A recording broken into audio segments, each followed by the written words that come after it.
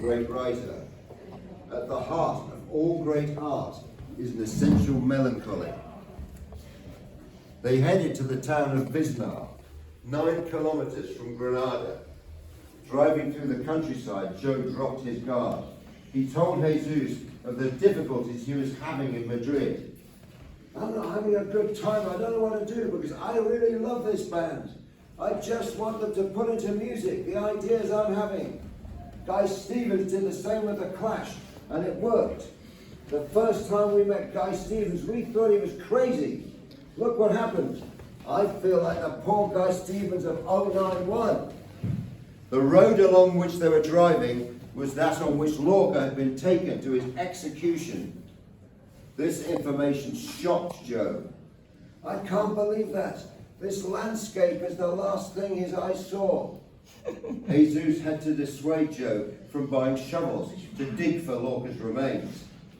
Along with 2,000 other death squad victims, the writer had been dumped into the ground without a commemorative marker. His final burial place was close to a pair of olive trees.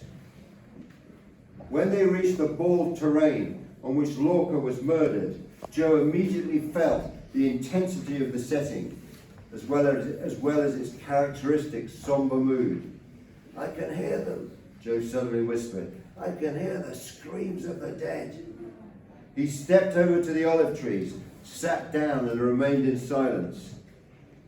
When I turned back to Joe, said Jesus, Joe was silently crying, his face full of tears, while he made a joint. I promised myself, said Joe, that if someday I visited Lorca's grave, I would smoke a joint in his honor. When I was writing Spanish bombs on a plane, I made that promise. This is for you, Frederico, he said, lighting the joint and saluting the sky.